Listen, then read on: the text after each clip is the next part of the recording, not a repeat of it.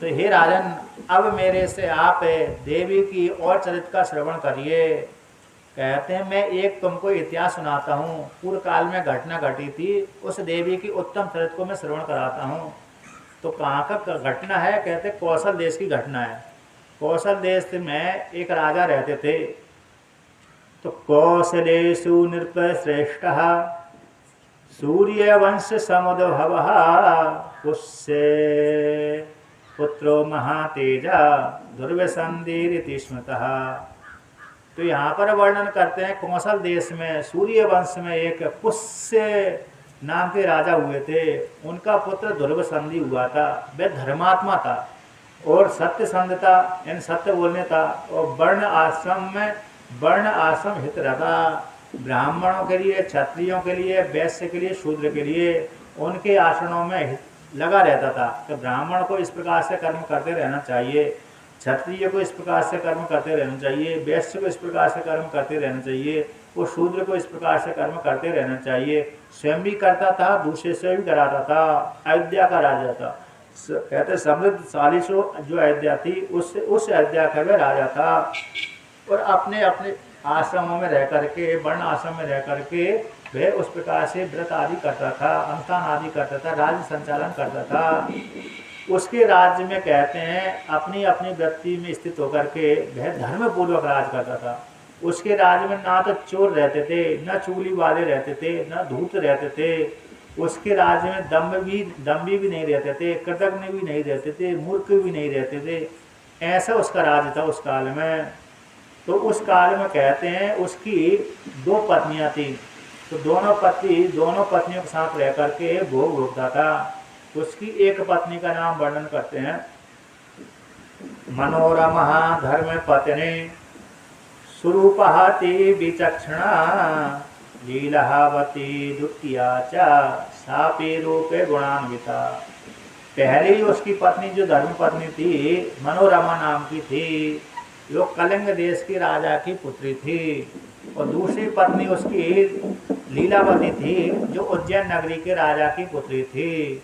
ये 2 उसकी पत्नियां थी, बड़ी रूपवान थी, सुंदर थी। उन दोनों पत्नियों के साथ वह गृह में उपवनों में विहार करता था, कीड़ा आदि विहार करता था और सुंदर थी, दीर्घ काल तक विहार करता रहा। तो कहते हैं पहली जो प्रथम पत्नी थी उसने शुभ काल में एक पुत्र को उत्पन्न किया। मनोहरमा शुभे काले सुशुभे पुत्रे मुत्तमं सुदर्शनाभिधम पुत्रम राजलक्षण संयुतम।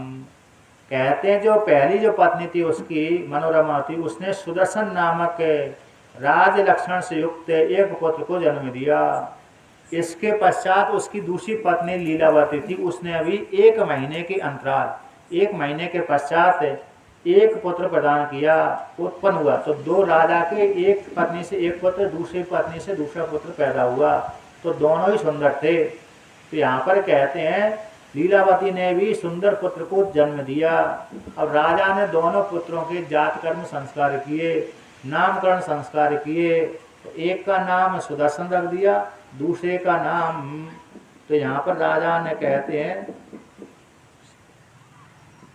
जात कर्म, चूड़ा कर्म आदि संस्कार करके कहते हैं दूसरे पुत्र का भी नामकरण संस्कार किया। शत्रुजित उसका नाम रख दिया, दूसरे पुत्र का नाम शत्रुजित रख दिया, पहले पुत्र का नाम सुदर्शन रख दिया। अब दोनों पुत्रों से राजा कैसे बराबर प्रेम करता था, ना किसी से कम ना किसी से ज्यादा। चकारहान पतिस्तत्र जाति कर्मादिकम द्वयो ददहुजानादि विप्रेभ्यो पुत्र जन्मे प्रमोदितः। कहते हैं राजा ने अपने पुत्रों को जात कर्म संस्कार आदि किए और ब्राह्मणों के लिए दान दिया। और प्रीति से युक्त होकर राजा दोनों पुत्रों के साथ समान रूप से विवाह करता था। निरपश्चकार स्वार्देशु अंतरम न कदाचना। तो यहाँ पर सूति जी सोनाकार ऋषियों से कहते हैं और व्यास भगवान राजा जन्मेजय से कहते हैं कि वह राजा अपने दोनों पुत्रों से, दोनों पत्नियों के पुत्रों से समान, कम न ज़्यादा, किसी से कम ना किसी से ज़्यादा विवाह, किसी से भी बराबर कैसा करता था, प्रेम करता था, भेदपूर्वक विवाह नहीं करता था। इसके पश्चात कहते थोड़े पुत्र बड़े हुए, चूड़ाकर्म संस्कार आदि किया, और जब ज़्यादा संस्कार करने के पश्चात जैसे थोड़े थोड़े और बड़े हुए, इसके पश्चात कहते हैं चूड़ कृत्य चूड़हु सुतहु कामम जय ऋतुहुरे नृपतेर्मना क्रीडमाना बुभौ कांतौ लोकानाम अनुरंजकौ। इसके पश्चात दोनों जो पुत्र हैं थोड़े बड़े बड़े हुए, लोगों को रंजन करने लगे, अर्थात स्त्री पुरुषों को आनंद देने लगे। तो यहाँ पर वर्णन करते हैं तयो सुदर्शनो ज्येष्ठो लीलावत्या सुतः सुवा शत्रुसंज्ञका काम चाटुवाक्यो बभूवः। कहते हैं जो बड़ा पुत्र था सुदर्शन था, छोटा पुत्र था शत्रुजित था, किंतु लीलावती का जो पुत्र शत्रुजित था वह चटुवाक था और सुंदर भी था। बड़ा पुत्र थोड़ा सुंदर कम था, किंतु छोटा पुत्र ज़्यादा सुंदर था और मधु चाटुवाक था, अर्थात मधुरभाषी मृदुभाषी था। तो मृदुभाषी हो जाने के कारण, थोड़ा सुंदर होने के कारण राजा का प्रेम थोड़ा छोटे पुत्र के प्रति झुक गया, बड़े पुत्र के प्रति कम हो गया। कहते हैं जैसे ही राजा का प्रेम बड़े छोटे पुत्र के प्रति गया, उसी प्रकार से राजा का प्रेम छोटे के साथ हो जाने के पश्चात प्रजा भी छोटे पुत्र के साथ, राजा के छोटे पुत्र के साथ प्रेम करने लगी और बड़े पुत्र के साथ कम प्रेम करती थी। तो जैसे ही राजा होता है वैसी प्रजा हो जाती है। तो कहते हैं राजा अपने बड़े पुत्र के लिए मंदभाग्य जान करके मंदभावी उसके साथ प्रेम करता था। जैसे सुदर्शन के साथ, सुदर्शन नामक जो बड़ा पुत्र था उसके साथ उसको मंदभाग्य जानता था कि मेरा बड़ा पुत्र मंदभाग्य वाला है, और छोटा पुत्र कैसा है, सुंदर अच्छे भाग्य वाला है। तो ऐसा कुछ काल व्यतीत हुआ, कुछ तो 4-5 साल के दोनों पुत्र हो गए, तो 5 साल की अवस्था के हो गए। उसी काल में यहाँ पर वर्णन करते हैं एक दिन राजा जंगल में सैन्य को साथ लेकर के शिकार खेलने के लिए गया। तो वहाँ पर राजा ने बहुत से मृगों को मारा, रुरु नामक जानवरों को मारा, अन्य सुअरों को मारा, बड़े गवय को मारा, अन्य खरगोशों को मारा, महिष को मारा, सरब को मारा, खड़गों को मारा, अन्य जानवरों को मारा। तो मारने के पश्चात कहते हैं उसी काल में एक शेर को भी ऊपर देखा, शेर भी है, तो शेर के ऊपर भी राजा ने प्रहार कर दिया। तो घोर अति दारुण एक शेर था, उसने देखा कि राजा शिकार खेलने के लिए आया, तो राजा ने उसके ऊपर बाण मार दिया। तो राजा के बाण मार देने से शेर भयंकर क्रोधित हो गया और शेर भी राजा के ऊपर आक्रमण करने के लिए आ गया। जैसे ही राजा ने देखा शेर मेरे ऊपर आक्रमण करने आ रहा है, उसी काल में राजा ने एक तलवार निकाली और ढाल ले ली। तो राजा उस शेर के ऊपर मारने के लिए चला। उसी काल में जो सैनिक थे, जितने भी सैनिक थे, वो भी सैनिक भी उस शेर को मारने के लिए आए। एक दूसरे सैनिकों ने शेर को घायल किया, किंतु राजा के ऊपर उस शेर ने झपटा मार दिया, छलांग मार दी, और छलांग मार करके राजा को नखों से छीड़ दिया और राजा शिकार खेलते खेलते मारा गया। अतः शेर ने राजा को मार दिया। फिर बाद में जो सैनिक थे, उन सैनिकों को भयंकर क्रोध आया, उन्होंने भी उस शेर को मार दिया। तो राजा और शेर दोनों ही जंगल में मर गए। जब जंगल में मर गए तो जंगल में मरने के पश्चात सैनिकों ने खबर भेज दी, मंत्रियों ने खबर भेज दी कि राजा मर गए। तो राजा के मर जाने के पश्चात यहाँ पर वर्णन करते हैं मंत्रियों ने उस राजा का संस्कार किया, दहाय कर्म जो संस्कार होता है किया जंगल में ही। इसके पश्चात कहते हैं घर में आए और घर में आकर के वो जो मंत्रीगण थे उन्होंने विचार किया। विचार करने के पश्चात कहते हैं वशिष्ठ भगवान उस कुल पुरोहित थे। तो उन्होंने बड़े मंत्रियों के साथ मिलकर के बड़े पुत्र जो सुदर्शन था, उस सुदर्शन को युवराज गद्दी देना चाहते थे, अर्थात राजा बनाना चाहते थे। तो जैसे ही मंत्रियों के विषय में मंत्री मिलकर के और परिक्त जो वशिष्ठ भगवान मिलकर के सुदर्शन को राजा बनाना चाह रहे थे, उसी काल में कहते उज्जैन नगरी का राजा जो लीलावती का पिता था, उसने सुना कि राजा की मृत्यु हो गई और अपनी पुत्री के पुत्र को राजा बनाने के लिए वहाँ पर उज्जैन नगरी से चल करके अयोध्या नगरी में आ गया। उसी काल में कलिंग देश का राजा भी अपनी पुत्री के पुत्र का अरे हित चाहने के उद्देश्य से वह भी यहाँ पर आ गया। कहाँ पर? अयोध्या नगरी में आया। और अयोध्या नगरी में आकर के दोनों ही राजा आ गए, एक कलिंग देश का राजा यानी उत्कल नगरी का राजा जो जगन्नाथपुरी है उसके राजा, और एक उज्जैन नगरी का राजा। तो दोनों ही राजा वहाँ पर आ गए। तो कहते हैं जो उत्कल नगरी का राजा था उसने, वीरसेन जिसका नाम था, उसने कहा कि बड़े पुत्र को ही राजगद्दी मिलना चाहिए, क्योंकि बड़ा पुत्र है, अरे धर्म पत्नी का पुत्र है और बड़ा पुत्र है, इसलिए यही राजा राजगद्दी का अधिकारी है। अब इसके पश्चात जो उज्जैन नगरी का राजा था उसने कहा बड़े पुत्र की बात नहीं है, जो गुणों में श्रेष्ठ होता है वही बड़ा होता है। युधाजित नाम का जो राजा था उज्जैन नगरी का, उसने कहा कि जो जो कैसा है आता जो गुणों से युक्त है वही राजा का अधिकारी होता है। बड़ा होने से कोई मतलब नहीं होता, बड़ा होए किंतु मूर्ख होए तो मूर्ख हो जाने के पश्चात वह राजगद्दी का अधिकारी कैसा होगा? जो गुणों में श्रेष्ठ है वही राजगद्दी का अधिकार है। इसलिए सबसे छोटा पुत्र राजा को भी प्रिय था और गुणों में भी श्रेष्ठ है, इसलिए इसी को ही राजगद्दी देना चाहिए। तो ऐसा मंत्रियों से कहा। मंत्रियों का विचार था कि बड़े पुत्र को राजगद्दी मिले, वशिष्ठ भगवान का विचार था कि बड़े पुत्र को ही राजगद्दी मिले, किंतु जो उज्जैन नगरी का राजा था कहने लगा जो छोटे पुत्र है, जो मेरी पुत्री का पुत्र है, उसी को राजगद्दी देना चाहिए। यदि तुम मेरे पुत्र को राजगद्दी नहीं दोगे तो मैं युद्ध करूंगा।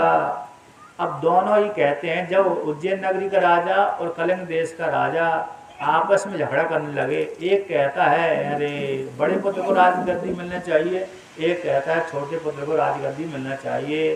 तो जो कलिंग देश का राजा था वो वीरसेन था, उस कहता था कि बड़े पुत्र को राजगद्दी मिलना चाहिए क्योंकि वही अधिकारी है, और छोटा पुत्र राजगद्दी का अधिकारी नहीं है।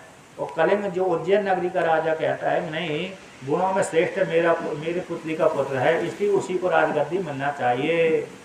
जब इस प्रकार से जब आपस में ऐसा कहने लगे, तो ऐसा कहने के पश्चात तो यहाँ पर कहते हैं उसी काल में आपस में झगड़ा भी करने लगे। तो झगड़ा करने लगे तो उसी काल में लोगों चोरों सुना कि राजा मर गया। तो राजा मर गया तो दूसरे जो चोर आदि है उन चोरों ने कहा कि चलो राज्य को लूटने के लिए चलते हैं। तो बहुत से जो चोरगण थे वह भी देखा कि राजा नहीं है तो चोर चोरी करने में चोरों के लिए सहायता हो जाएगी और खूब हम लोग चोरी करेंगे।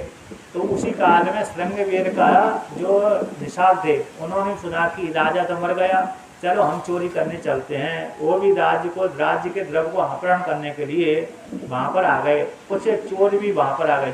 जो चोर भाग गए थे चोरी, जो राजा के डर के मारे वह भी चोरी करने के लिए आ गए।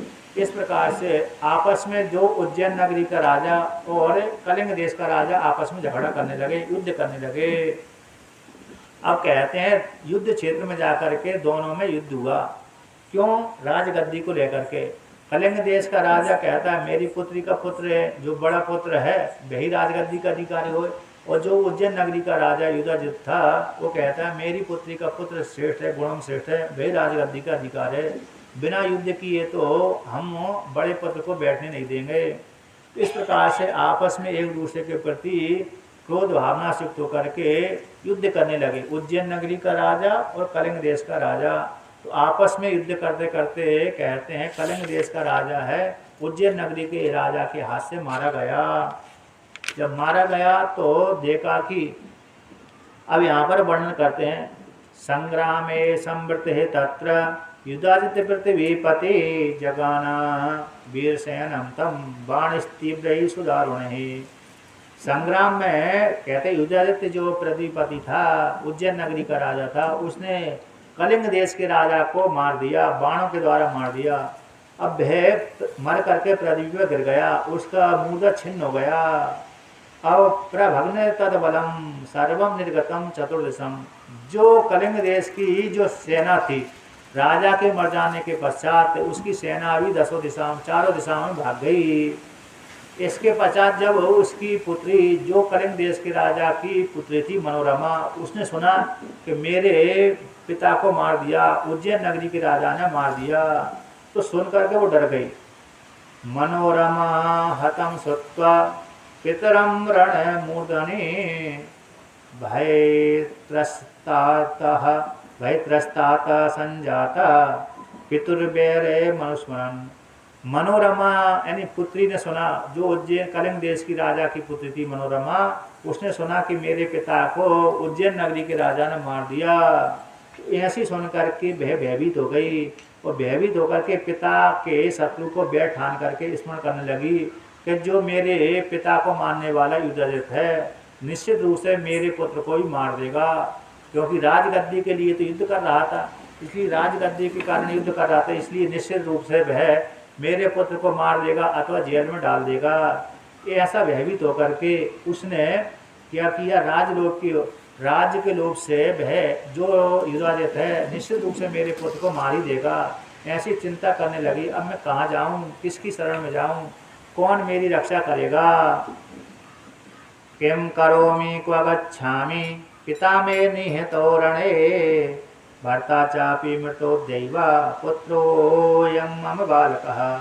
मैं क्या करूं, कहाँ जाऊं, पिता मेरा मारा गया रण में और भर्ता भी मर गया और मेरा जो बालक भी है, अभी तो बालक है, कैसा है युद्ध में उसको जीतेगा।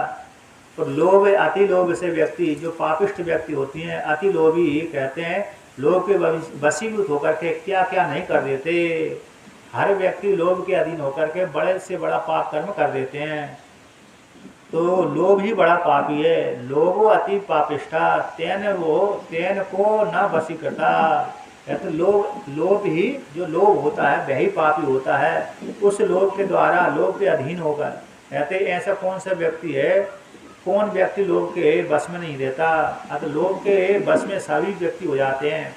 तो जो लोभ के अधीन नहीं होते वह पापिष्ट नहीं होता, किंतु जो लोभ के अधीन होते हैं वह बड़े से बड़े पाप को कर देते हैं, इसलिए लोभ ही पापी है।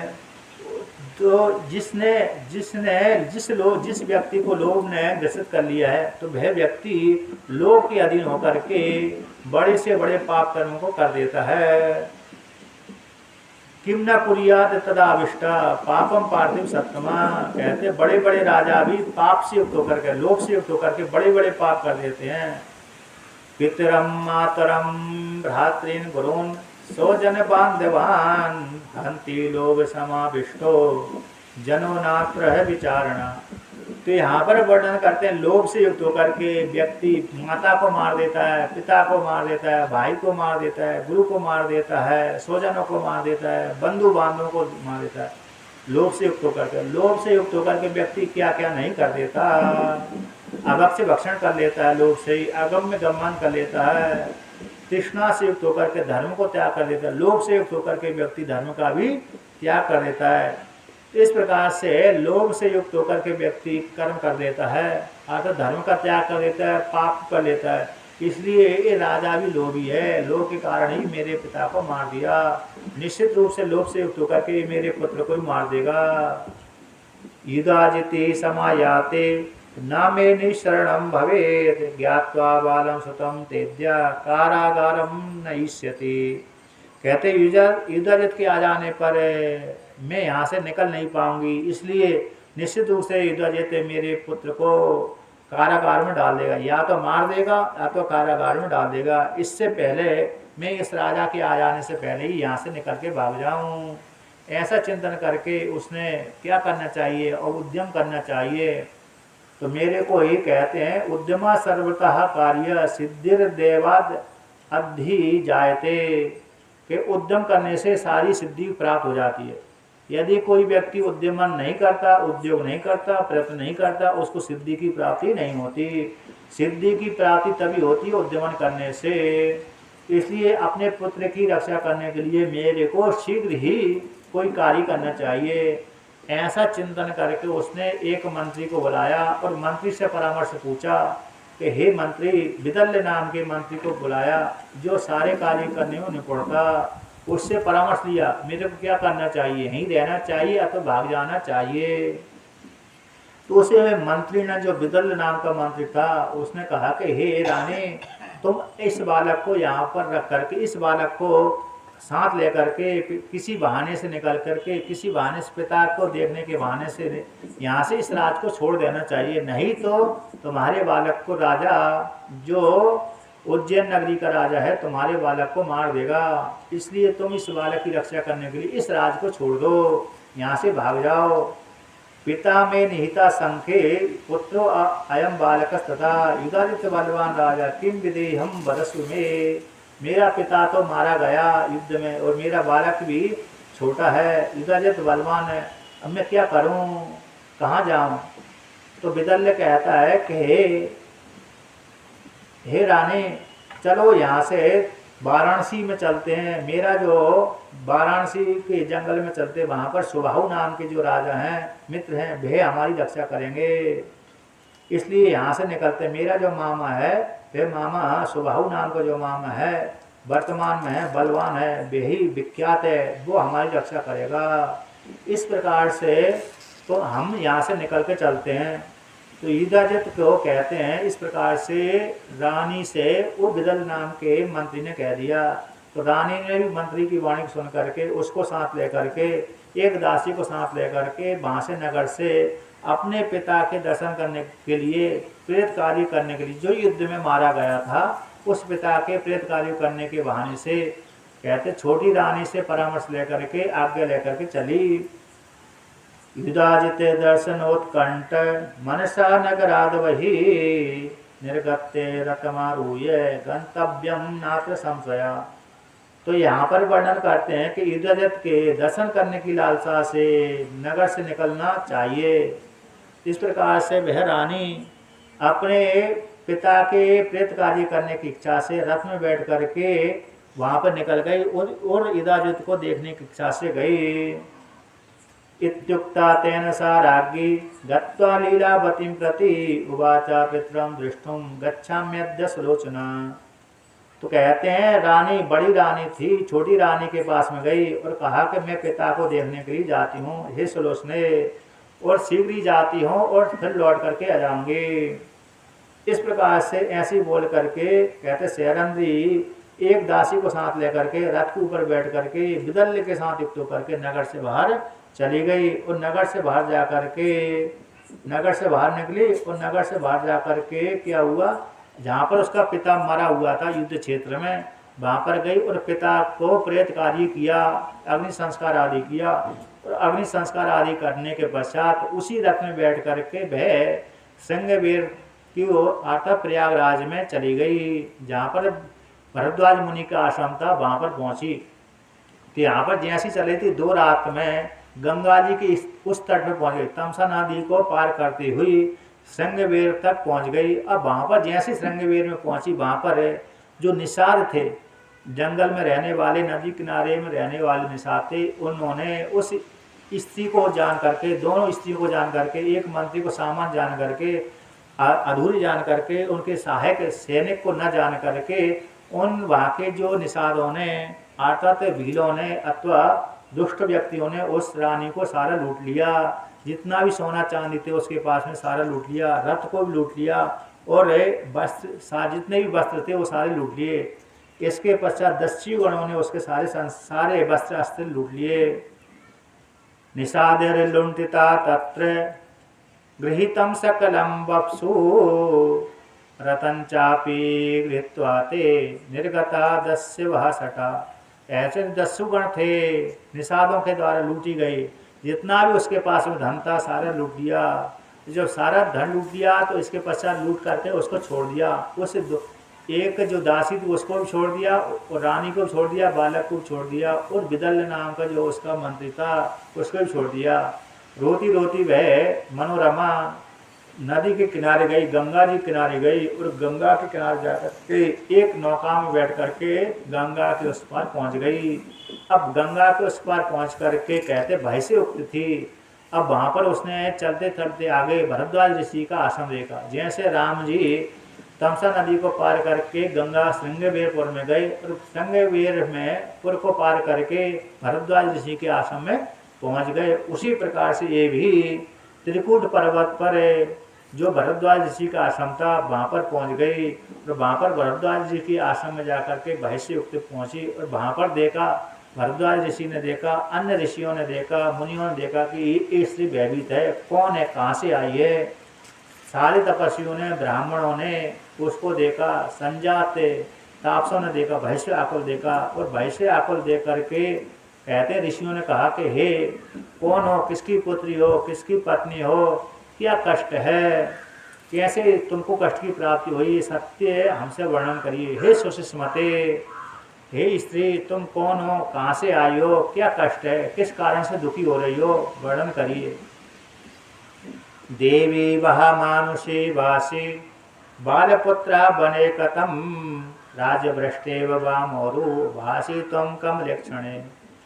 तो बहुत जो राजसम में रहने वाले ऋषि मुनि कहते हैं तुम देवी हो अथवा मानुषी हो, तुम बाल पुत्र वाली हो, वन में कैसे हो, छोटे से पुत्र वाली हो, राजभ्रष्ट के समान हो, सुंदर हो, तुम ऐसा लगती हो किसी राजा की तुम पत्नी हो जो राज से भ्रष्ट हो चुकी है, ऐसी लग रही हो।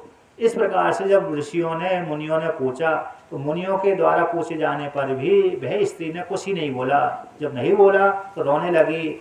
इसके पश्चात रोती हुई देख करके विदल ने भी, विदल जो नामक जो उसका मंत्री था, उसने उस रोती हुई कहते हैं उस स्त्री को देख करके, रानी को देख करके विदल ने ही उन ऋषियों से कहा, विदल्लस्य तमो वाचेदम ध्रुव संधिर निरपोत्तम तस्य भार्या धर्म पत्नी नामना चेयम मनोरमा।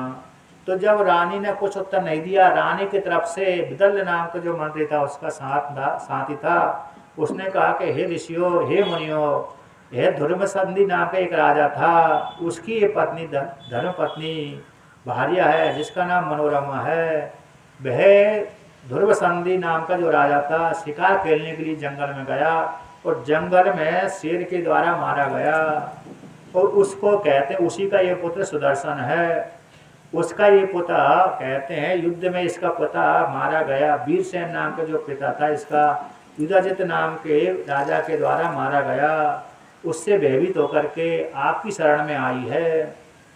अस्य पिता ती धर्मात्मा द्वैत्रार्थ मृतो रणे उदाजित भय संत्रस्ता संप्राप्ता बिजने बने।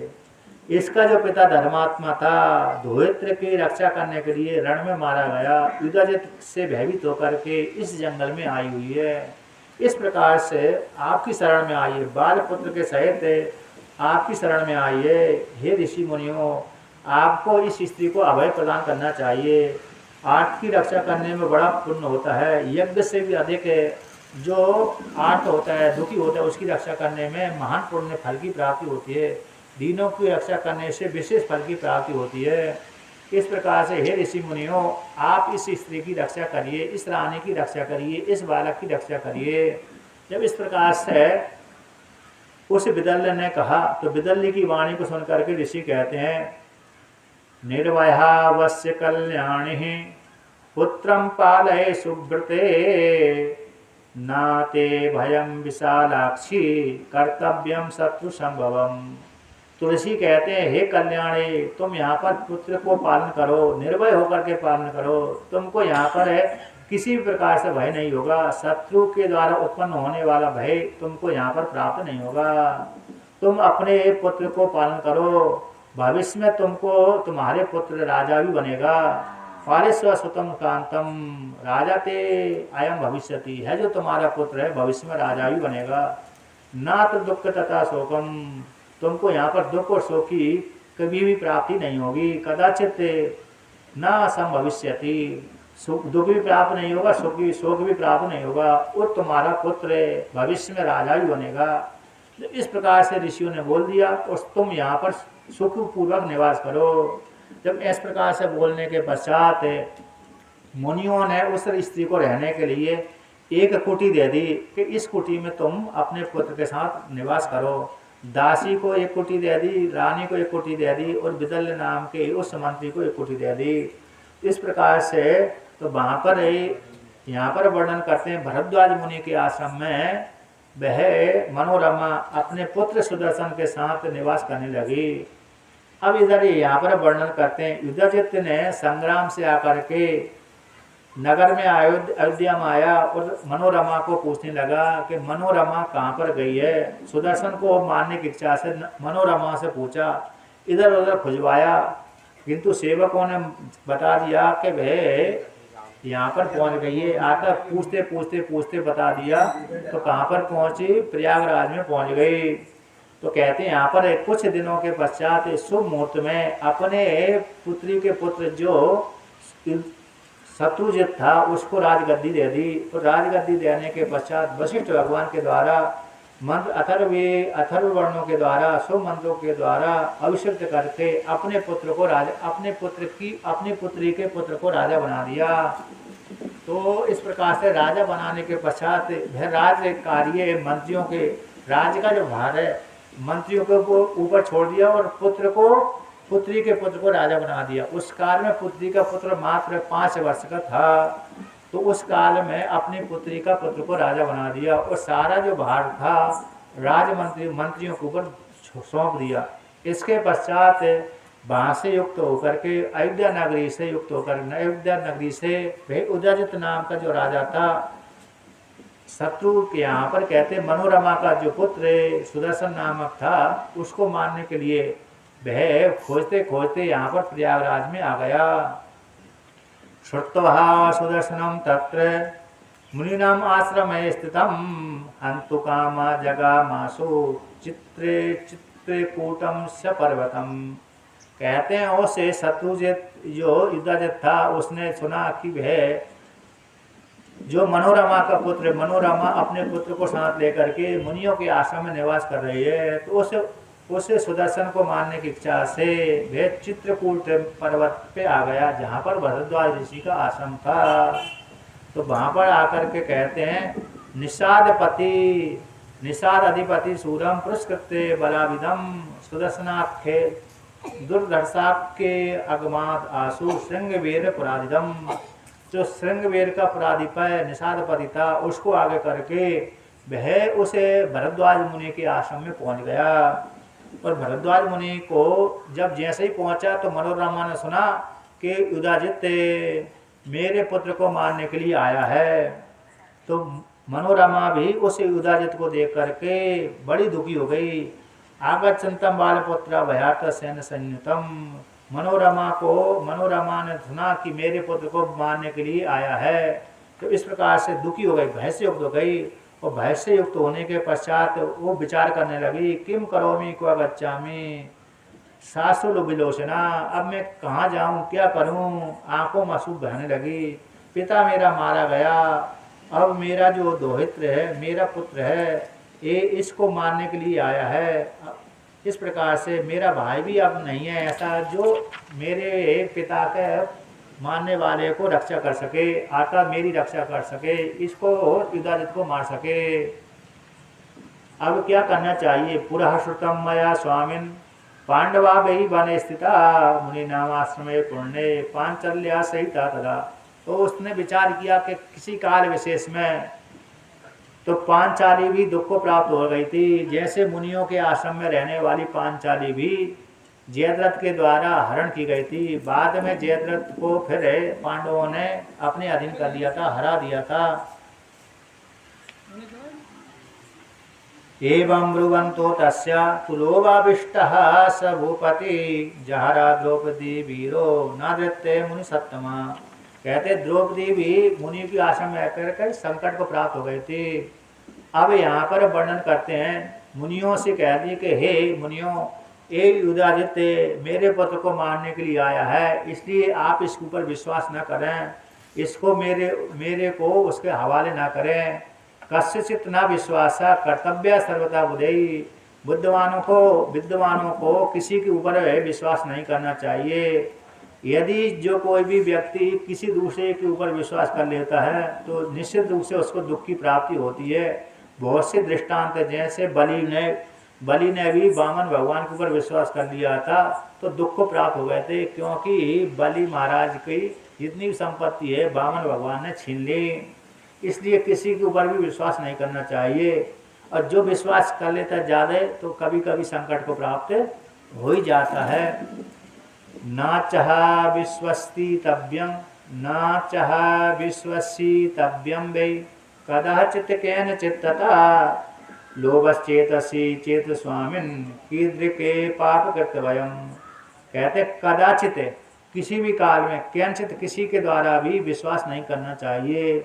जब व्यक्ति कभी किस मालूम नहीं किस काल में किसकी बुद्धि में लोभ पैदा हो जाए, जिस काल में लोभ पैदा हो जाएगा उसी काल में वह सोचेगा नहीं कि ये नहीं सोचेगा कि इसको करने से पाप होता है, इसके करने से पाप नहीं होगा, तो लोभ से युक्त होकर के पाप वाला कार्य भी कर देगा।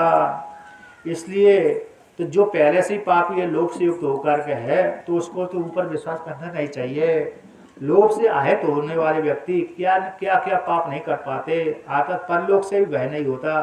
लोभ से जो युक्त होता है व्यक्ति, वह बड़े बड़े पापों को कर लेता है, परलोक से उसको भय भी नहीं होता कि मरने के पश्चात मेरी क्या दुर्गति होगी। इस प्रकार से बड़े बड़े राजा भी लोभ से युक्त होकर के बड़े बड़े पाप कर्म कर देते हैं। वो सामान्य स्त्री पुरुष भी लोभ से युक्त होकर के बड़े बड़े पाप कार्य कर देते हैं। इसलिए हे ऋषि मुनियों, आप इसके ऊपर विश्वास नहीं करना। तस्माद् एनम महाभागे विससर्ज्य गृहं प्रति सपुत्रहं वैशिष्यामि जानकी वध ददोत्तमा।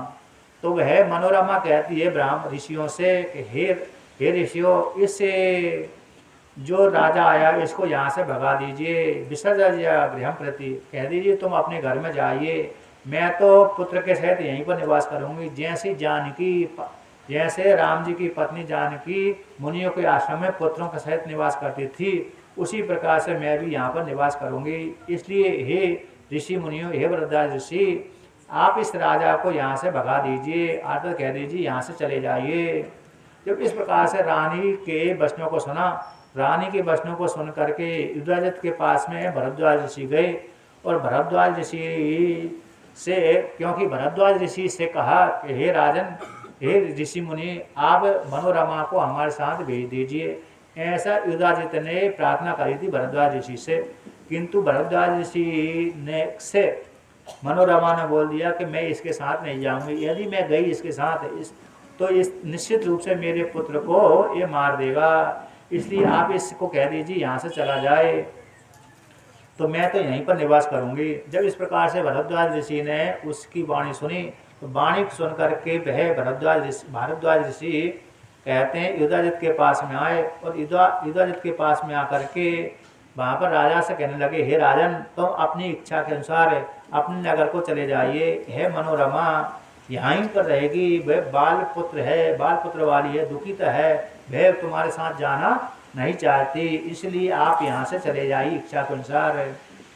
जब इस प्रकार से ऋषि ने कह दिया, ऋषि की वाणी सुन करके युधाजित कहता है, मुने मुंचे हटम सौम्य विससर्ज्य मनोरमाम नाचायास्याम्यहं मुक्त्वा नेष्याम्यद्य बलात् पुनः। युधाजित कहते हैं, हे मुनि, हट त्याग कर दीजिए, मनोरमा को मेरे साथ भेज दीजिए।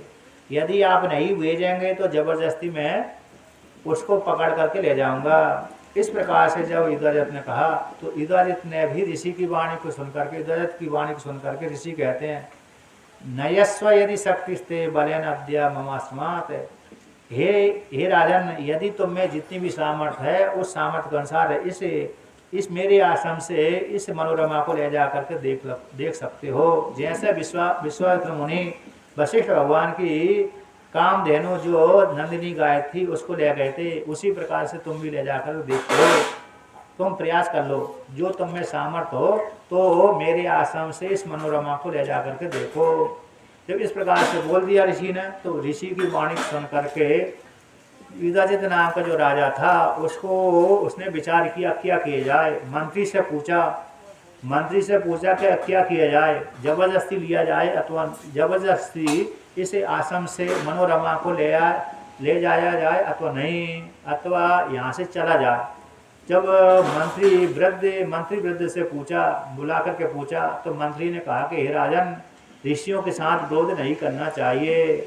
शासम न कर्तव्य श्रुतम राजन मुनिवचा, कि हे राजन, मुनि की वाणी को आपने सुन लिया, इस प्रकार से साहस कार्य नहीं करना चाहिए। मुनि के सामने उनको उपयोगित करके इस स्त्री को नहीं ले जा सकते हम। देखो, विश्वामित्र मुनि ने एक बार ऋषि के साथ वोट ठान लिया था तो उनको दुर्दशा की प्राप्ति हो गई थी। तो कहते किसी काल विशेष में विश्वामित्र मुनि जो गादी के पुत्र थे, कानकुब्ज के राजा थे। कहाँ के थे? कानकुब्ज के राजा थे, वर्तमान काल में जिसको कन्नौज बोलते हैं। तो यहाँ के राजा थे। वो घूमते घूमते वशिष्ठ भगवान के आश्रम में गए और वहाँ पर जाकर के वशिष्ठ भगवान ने देखा कि विश्वामित्र मुनि यानी विश्वामित्र आए हैं, राजा आए हैं। तो राजा की सेना के सहित राजा का स्वागत सत्कार कर दिया।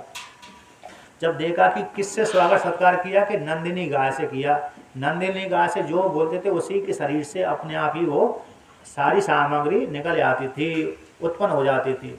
इसके पश्चात कहते हैं जब स्वागत सत्कार किया, बाद में राजा जब चलने लगे, विश्वामित्र मुनि चलने लगे, उसी काल में वशिष्ठ भगवान से कहा कि हे वशिष्ठ भगवान, आप इस गाय को मेरे को दे दो, इसके बदले में आपको मैं 1000 गाय देता हूँ दूध वाली। तो वशिष्ठ भगवान ने कहा कि मैं इस गाय को नहीं दे सकता बदले में। तो जब विश्वामित्र मुनि ने देखा कि 1000 गाय में नहीं दे रहे तो 10,000 दे देता हूँ।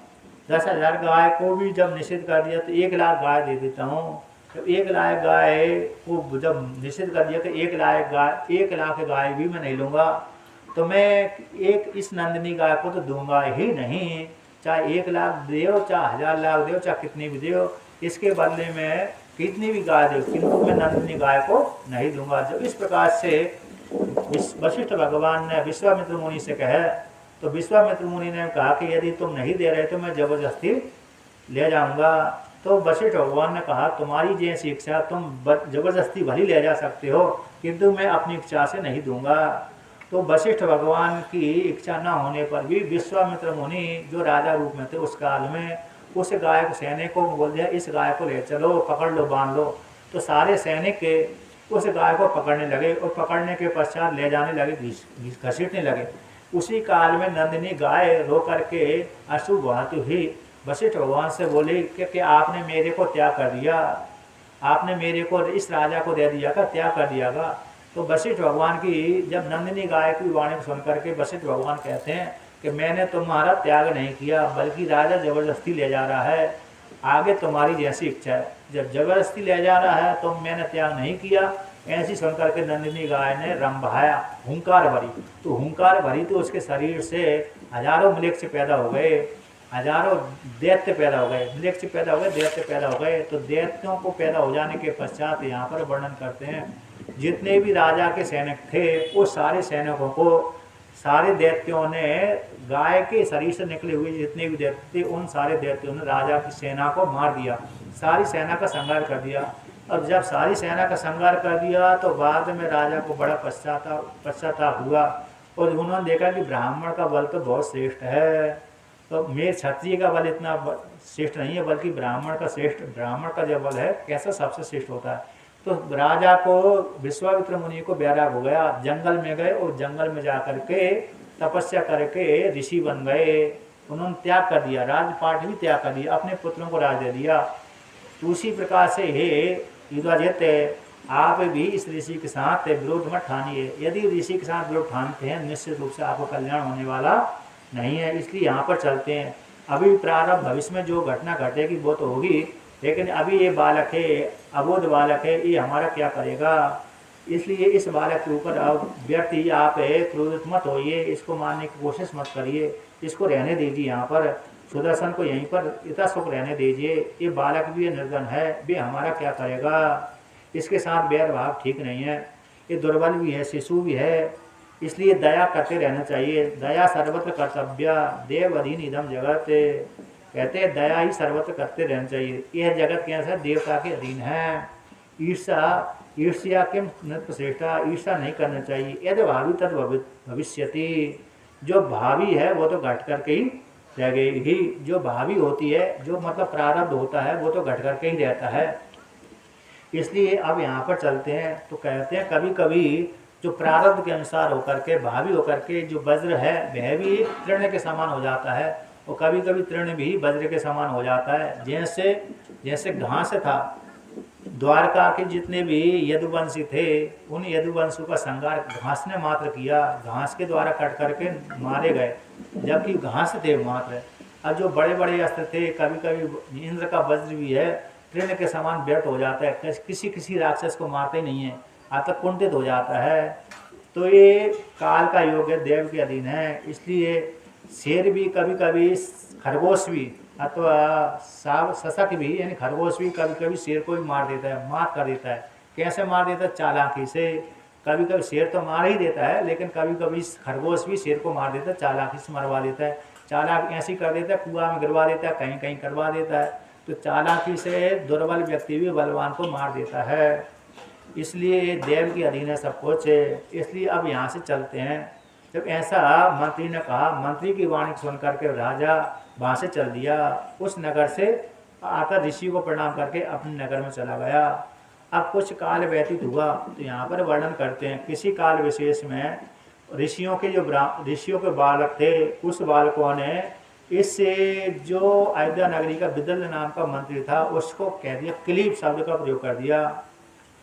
एकस्मिन् समये तत्र विदल्लं समुपागतं क्रीवेति मुनि पुत्रस्य तमः मंत्रयेत्तदंतिकम्।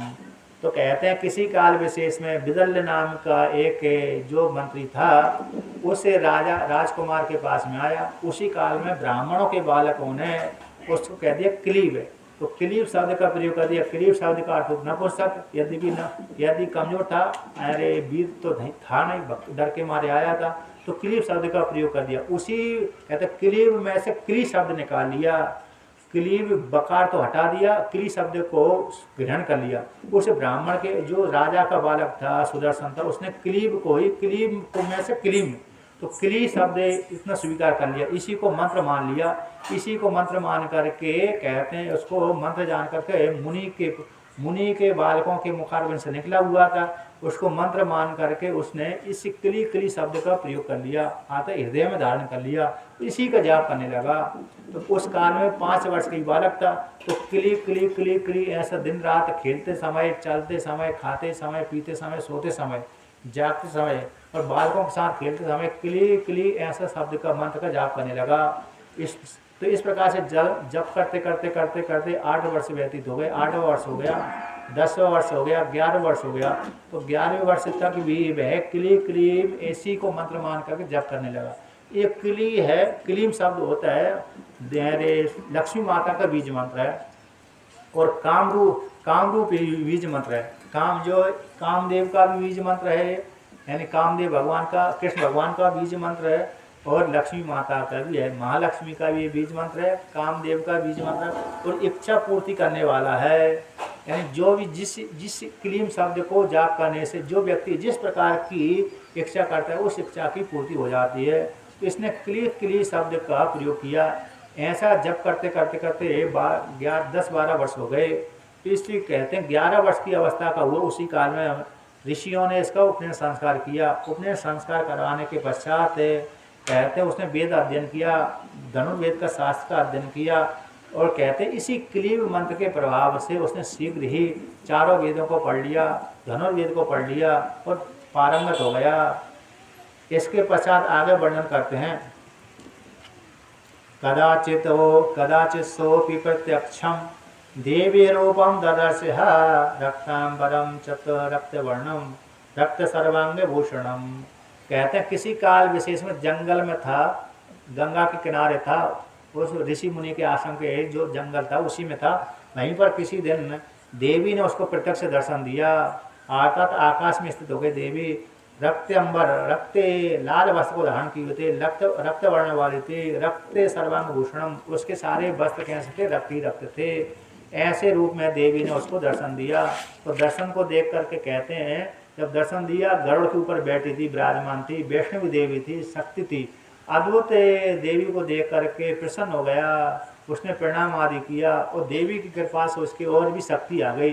फिर वो शुद्ध उच्चारण करने लगा। जब देवी ने दर्शन दे दिया, तब पुनः जो क्लीब मात्र जप करता था, बाद में फिर उसने देवी की कृपा से और वेद शास्त्र पढ़ने के माध्यम से फिर उसने क्लीम जपना चालू कर दिया। तो देवी ने उसके ऊपर कृपा कर दी।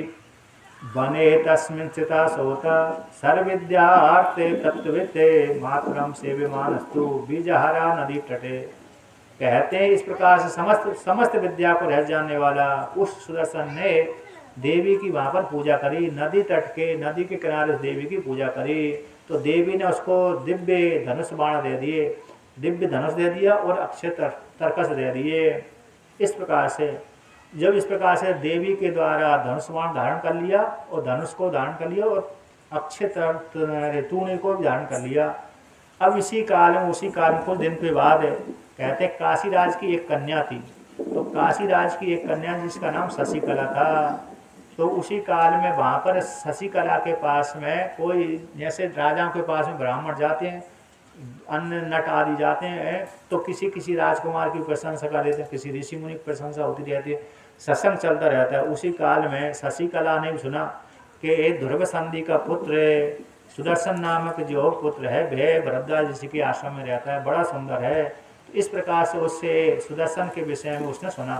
तो उसको रूप को सुन करके, गुणों को सुन करके, धैर्य को सुन करके, विद्वान को सुन करके उसके मन में एक इच्छा हो गई कि मैं इसको पति रूप से वर्ण करूं। तो कहते हैं सुश्रावा नृप पुत्रम तम वनस्तम सुदर्शनम सर्वलक्षण संपन्नम सूरम काम विवाह परम। कहते हैं नृप के पुत्र को जो वन में रहता है सुदर्शन का, सारे लक्षणों संपन्न था, सूर था और कामदेव के समान था।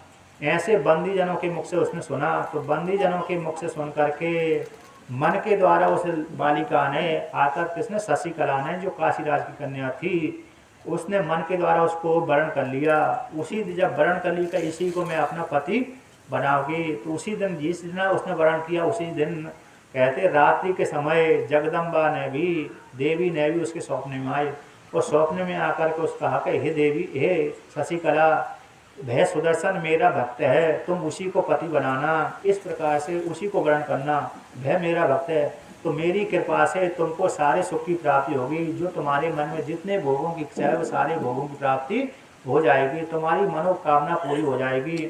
इस प्रकार से देवी ने स्वप्न में भी दर्शन दे दिया। अर्थात शशिकला को स्वप्न में ऐसा वरदान दे दिया, ऐसा दर्शन दे दिया, तुम्हारी सारी मनोकामना सुदर्शन के साथ पूरी हो जाएंगी, तुम उसी सुदर्शन को ही अपना पति बनाना।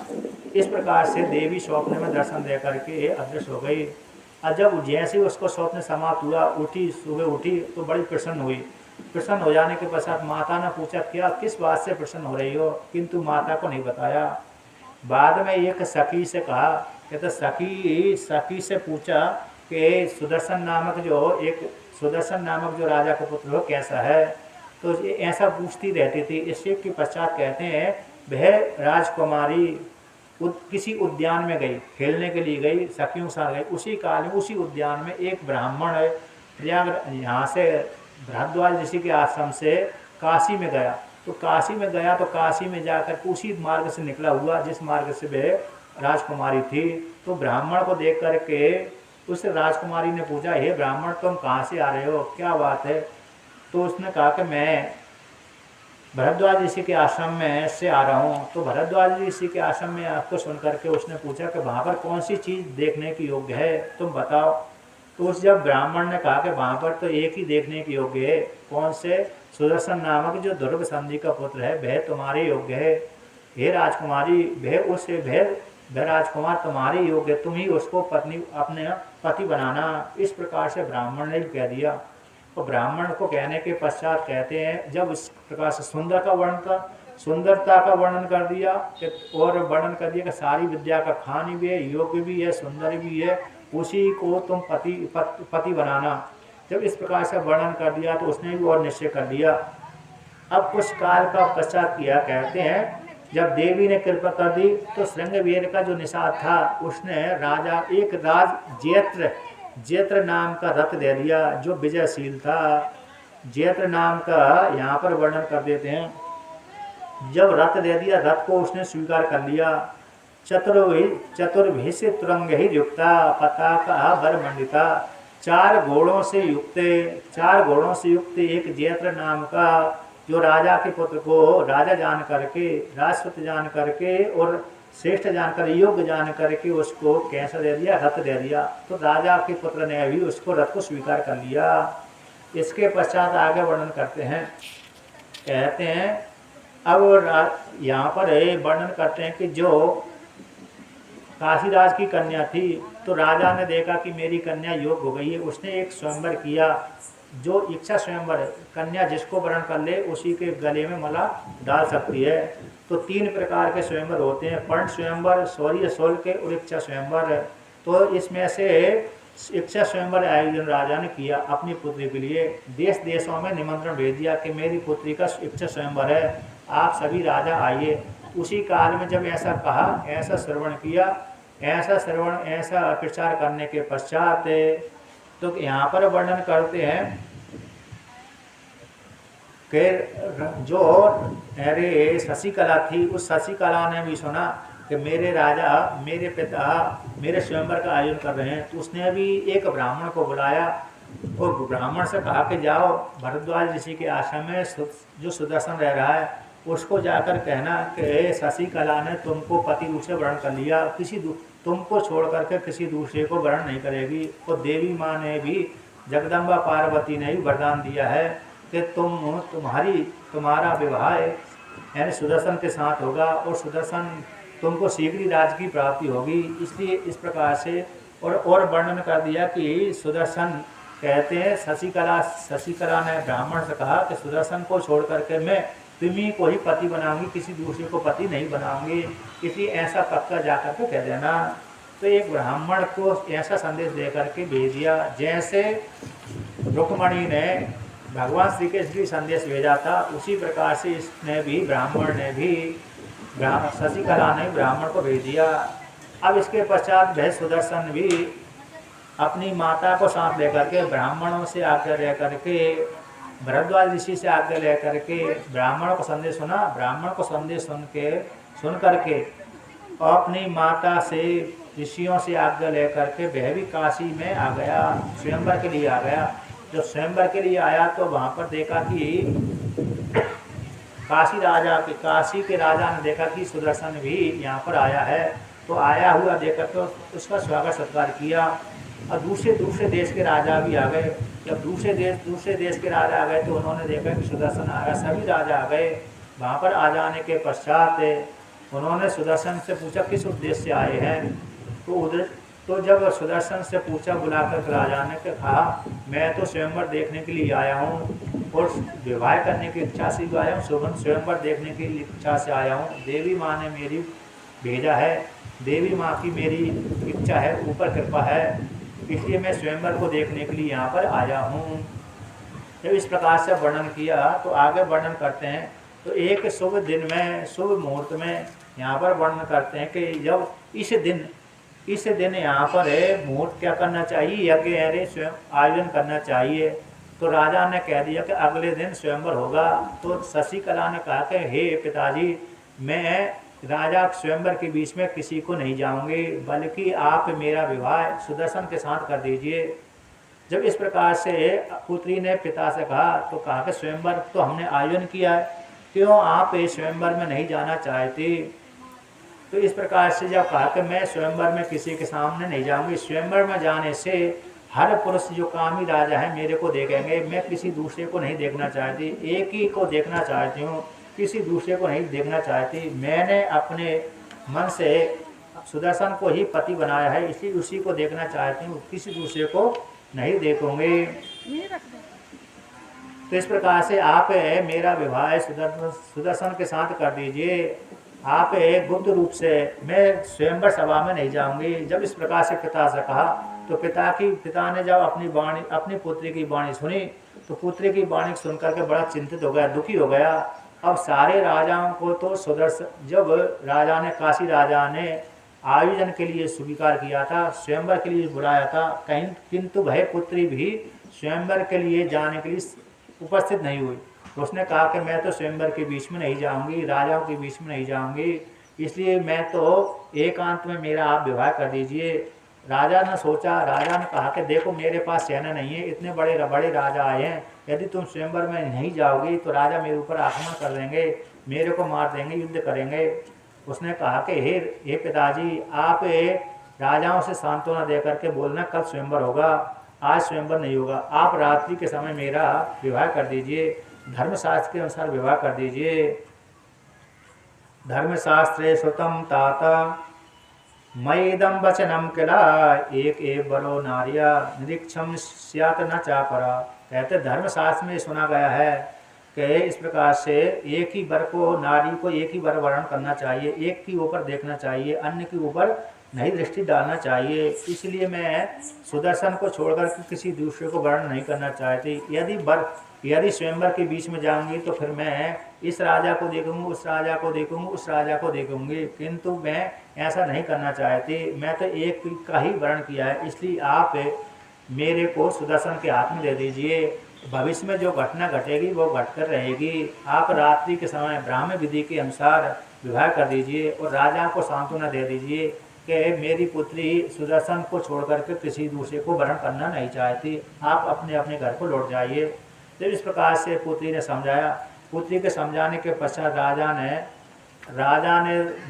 राजाओं के बीच में गया। काशी राज जो राजा था उन दूसरे राजाओं के बीच में कहा कि हे राजन, मेरी पुत्री स्वयंवर में नहीं आना चाहती है और मेरी पुत्री ने तो मात्र सुदर्शन को ही पति रूप से वर्ण कर लिया है, इसलिए आप सभी लोग अपने अपने घर को लौट जाइए। जब इस प्रकार से दूसरे राजाओं से कहा तो दूसरे राजा चिढ़ गए। आपने यदि स्वयंवर करना नहीं चाहते तो हम खबर क्यों भेजा? इसलिए आप निश्चित रूप से स्वयंवर करिए, जो योग होगा उसी को वह वर्ण करेगी। तो इस प्रकार से कहा, राजा को धमकी भी दे दी है, यदि तुम स्वयंवर हमको बुला करके स्वयंवर नहीं करोगे तो हम तुम्हारे ऊपर आक्रमण कर देंगे। तो थोड़ा राजा डर गया। इसके पश्चात उन्होंने कहा ठीक है, मैं पुनः पुत्री को समझाता हूँ। तो पुनः पुत्री को समझाया, किंतु पुत्री समझी नहीं। बाद में पुत्री ने कहा कि हे पिताजी, आप मेरा विवाह तो कर दीजिए, मैं स्वयंवर में किसी भी प्रकार से नहीं जाऊंगी। तुम मेरे को तो सुदर्शन के साथ ही विवाह कर दीजिए।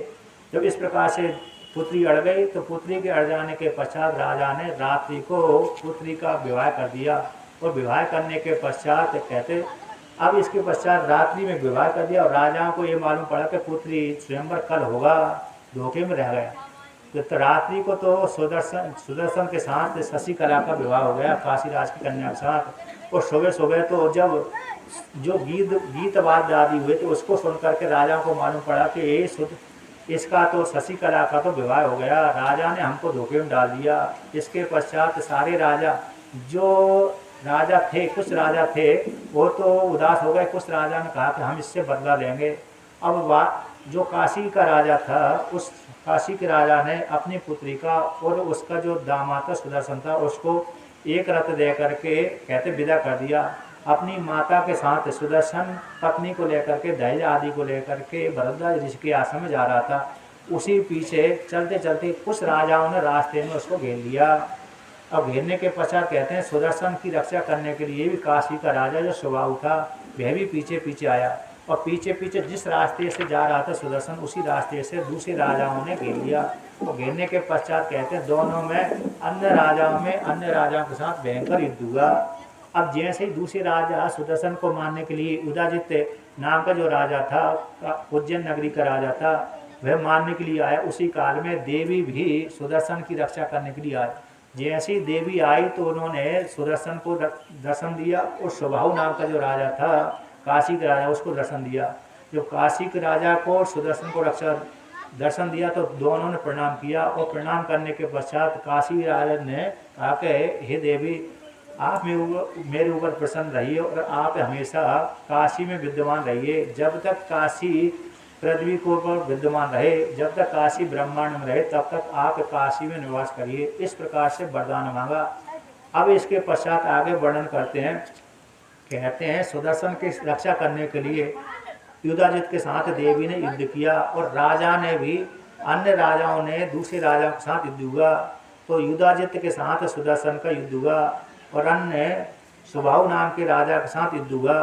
तो कहते हैं सुदर्शन का और अन्य राजाओं के साथ युद्ध होते होते देवी ने सुदर्शन के रक्षा करने के लिए युधाजित नाम के राजा को शत्रुजित नाम के जो अयोध्या के राजा था उसको मार दिया।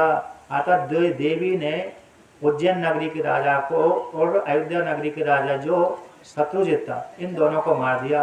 और मारने के पश्चात कहते हैं सुदर्शन को पुनः अयोध्या की राजा की राजगद्दी की प्राप्ति हो गई।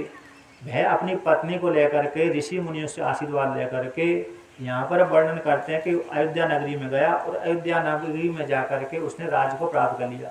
तो देवी की कृपा से क्लीम, जो क्लीम मंत्र है देवी का बीज मंत्र है, इसकी कृपा से, देवी की कृपा से सुदर्शन नामक राजकुमार को राजगद्दी की प्राप्ति हो गई, बड़े ऐश्वर्य फल की प्राप्ति हो गई। तो इस प्रकार से देवी की महिमा बड़ी है। तो देवी की पूजा करने से साधक को हर मनोकामना की पूर्ति हो जाती है।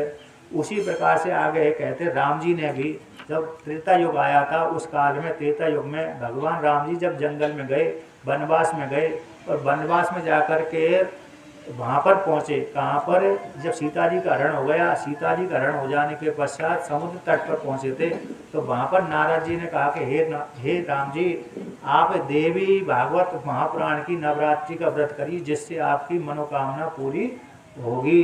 तो भगवान राम जी ने समुद्र तट पर रामेश्वर में रह करके देवी भागवत पुराण की कथा श्रवण की और नवरात्रि का व्रत किया। तो नवरात्रि की व्रत के प्रभाव से देवी अष्टमी के दिन, नवमी के दिन उनको दर्शन दिया, और दर्शन देने के पश्चात वरदान दिया कि तुम्हारी, हे राम, तुम्हारी विजय प्राप्ति होगी। तो देवी की कृपा से भगवान राम जी ने रावण को मारा और सीता को पुनः प्राप्त कर लिया। तो नवरात्रि की पूजा, नवरात्रि व्रत करने से भगवान राम जी को भी एक कल्याण की प्राप्ति, ऐश्वर्य की प्राप्ति हुई, राज्य की प्राप्ति हुई, अपनी पत्नी की प्राप्ति हुई, शत्रु का संहार किया। तो देवी की कृपा से सारा कार्य सिद्ध हो जाता है, सारे फल ऐश्वर्य आदि की प्राप्ति हो जाती है। कहते हैं किसी काल विशेष में, तो यहाँ पर वर्णन करते हैं, एक और कथा कहते हैं, तो किसी काल विशेष में कहते हैं नर और नारायण दोनों तपस्या कर रहे थे। तो दोनों तपस्या करते करते बहुत काल व्यतीत हो गया। तो एक समय की बात है कि इंद्र देवता को बड़ा शंका हो गई। तो बड़ी शंका क्या हो गई कि नर और नारायण दोनों तपस्या कर रहे हैं, तो हो सकते हैं ये राज्य प्राप्ति के लिए तपस्या कर रहे हैं। ब्रह्मा जी से वरदान मांगेंगे, तो ब्रह्मा जी से वरदान मांग करके मेरे राज्य को मांग लेंगे। तो यहाँ पर नर नारायण की तपस्या को देख करके इंद्र देवता डर गए, और डरने के पश्चात उन्होंने बहुत सी अप्सराओं को भेज दिया। अब बहुत सी अप्सराओं को, कामदेव को भेज दिया, अप्सराओं को भेज दिया, बसंत आदि ऋतुओं को भेज दिया। तो भेजने के पश्चात कहा कि नर नारायण को किसी भी प्रकार से तपस्या से च्युत कर दो। जब इस प्रकार से कहा तो सारी जो अप्सराएं थीं और कामदेव आदि थे, भगवान नर और नारायण को च्युत करने के लिए, तपस्या से च्युत करने के लिए वहाँ पर बद्रीनाथ में आए। किंतु बद्रीनाथ में आकर के नर नारायण के सामने नृत्य आदि किया। नृत्य आदि करने के पश्चात भी नर नारायण उन अप्सराओं को देख करके मोहित नहीं हुए। जब मोहित नहीं हुए तो वो जो स्त्रियां थीं, अप्सराएं थी, सारी कैसी हो गई, अपने कार्य को विफल दे करके उनको प्रणाम करके वहाँ से लौट गई, आकर दुखी हो गई। हमने इंद्र की आज्ञा का पूरा पूरा पालन नहीं किया, हमारी द्वारा ये रे नर और नारायण अपनी तपस्या से च्युत नहीं हुए। अब उन्होंने देखा कि इंद्र देवता ने, हमारा नर नारायण ने देखा कि इंद्र देवता ने हमारी तपस्या को च्युत करने के लिए, तपस्या भंग करने के लिए इनको भेजा है।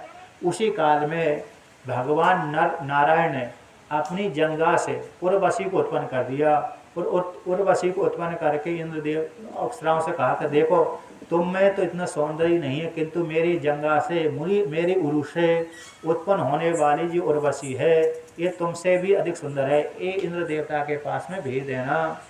तो इस प्रकार से इंद्र देवता के पास में उर्वशी को साथ लेकर के सबकी स्वामी बनकर के उर्वशी जो नारायण की जंगा से उत्पन्न हुई थी, नारायण की जंगा से उत्पन्न होने वाली उर्वशी वह इंद्र देवता के लोक में चली गई और स्वर्गलोक में निवास करने लगी। तो नर नारायण ने भी भगवान देवी की कृपा करी, प्राप्त की थी। तो इस प्रकार से यहाँ पर वर्णन करते हैं कि देवी की कृपा से, जो नवरात्रि की पूजा करने से बहुत से स्त्रियों को, बहुत से पुरुषों को उत्तम फल की प्राप्ति होती। तो यहाँ का विशेष महत्व है कि नवरात्रि में जो देवी नवरात्रि पूजा करता है, जो स्त्री अथवा पुरुष है, जिस कामना से नवरात्रि व्रत करता है और व्रत करने के पश्चात देवी भागवत महापुराण की कथा श्रवण करता है, तो उसके श्रवण करने से उस स्त्री और पुरुष को हर उसकी जिस कामना से उसने वो अरे उपासना की है, व्रत किया है, उसकी वह कामना पूरी हो जाती है।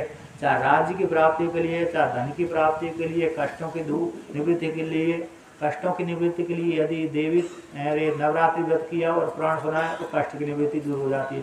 ये धन की प्राप्ति के लिए यदि देवी भागवत पुराण कथा श्रवण करते हैं और नवरात्रि व्रत करते हैं तो तो वह धन की प्राप्ति हो जाती है। यदि किसी के पुत्र पैदा नहीं हो रहा है तो नवरात्रि व्रत करे और देवी भागवत महापुराण श्रवण करे, उस स्त्री को पुत्र को फल की प्राप्ति हो जाती है। इस प्रकार से इसकी महिमा का वर्णन किया। अब आगे की कथा फिर कल करेंगे। और